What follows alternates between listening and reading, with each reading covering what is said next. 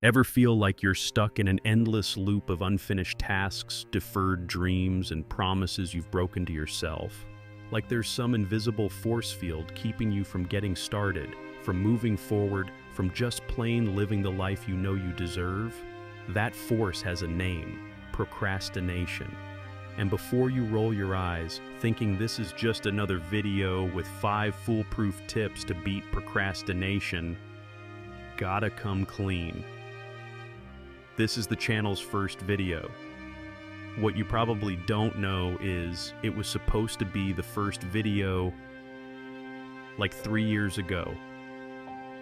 Yeah, 3, maybe 4. But who's counting, right? Back then, I already had the ideas, the topics, the channel name, the drive, even a notebook full of killer lines like, "This is it, let's do this." Spoiler alert, didn't happen. Every week, a new excuse popped up.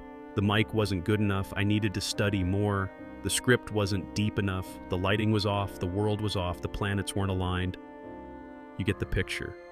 The truth is, I was waiting for the perfect moment. And while I was waiting, time just kept on ticking. Days turned into weeks, which turned into months, which led to that classic thought, why can't I just get started? And that's when it hit me. All of this is the topic. What was holding me back wasn't laziness, wasn't lack of interest. It was something else, something more subtle, more profound, almost philosophical, almost biological. And that's how this video was born. Because maybe procrastination isn't just about a lack of discipline, but about something we haven't quite figured out inside ourselves yet. All right, cool beans, feeling the vibe? Welcome to the channel that embraces the chaos. Grab your coffee, your existential crisis, and hit play. Procrastination. It's not a bug, it's a feature. From a neuroscience perspective, procrastination is the result of an internal conflict between 2 areas of the brain, the limbic system and the prefrontal cortex. The limbic system is our emotional brain, which seeks instant gratification and avoids discomfort. It wants dopamine, quick wins, instant relief. The prefrontal cortex, on the other hand, is the center of rational decision-making, planning, and impulse control. It's the one that thinks long-term, that understands the value of effort, that wants to build something meaningful. When you decide you're going to record a video, study, write, create something, the prefrontal cortex is making that decision. But when it comes time to actually do it, the limbic system can freak out. It senses the risk, the discomfort, the fear of exposure, the weight of responsibility. And to protect you, it kicks into escape mode, subtly, suggesting you just watch one quick video first, or organize your files, or change the font in that PowerPoint you're not even going to use. Procrastinating is, biologically speaking, an attempt at emotional regulation. Neuroscientist Piers Steele calls it motivated self-deception. You're not avoiding the task itself, but the unpleasant emotions it brings up. Fear of failure, fear of not being good enough, fear of actually trying and finding out you weren't all that. And philosophy? It doesn't procrastinate, it pokes and prods. Socrates said the unexamined life is not worth living, but maybe he didn't have a smartphone with Instagram. The truth is, philosophizing requires stopping, silencing the noise, facing yourself, and that's scary. Because as Pascal said, all of humanity's problems stem from man's inability to sit quietly in a room alone. Procrastinating can be a way to avoid that meeting. Nietzsche talked about the eternal return. What if you had to live the same life with the same choices infinitely? If that idea makes you squirm, maybe it's time to rethink what you've been putting off. Why do we put off what matters most? Because what matters most confronts us.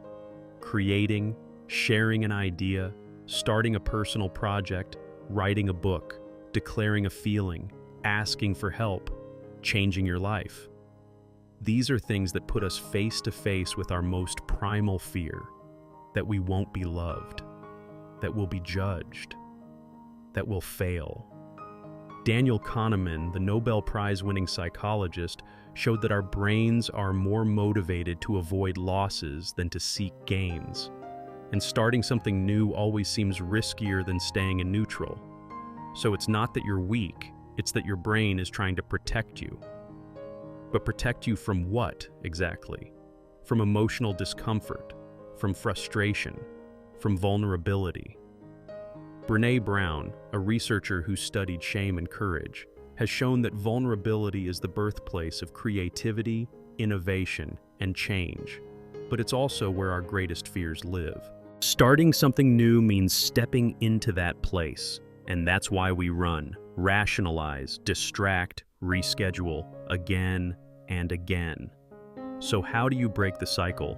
Maybe the first step isn't to fight procrastination, but to embrace it. Recognize the fear, the insecurity, the perfectionism. Understand that your brain is trying to protect you, but that you can choose differently. One technique used in behavioral psychology is the minimum commitment.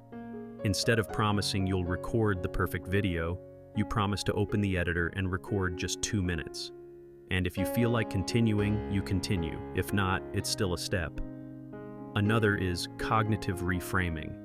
Instead of thinking, I have to do this, try thinking, I choose to do this because. This activates a sense of autonomy, which is essential for intrinsic motivation, as studies in self-determination theory, Desai and Ryan, show. And perhaps most importantly, stop waiting to be ready.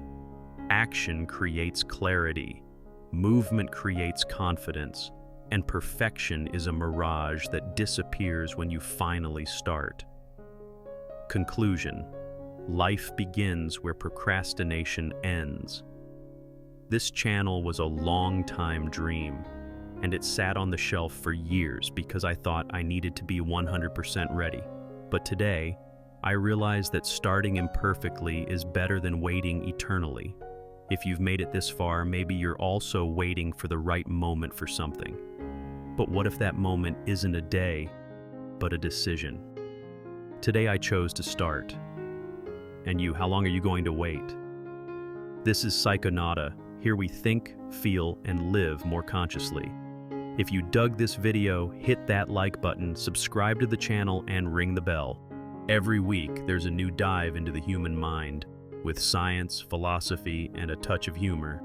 See you in the next one.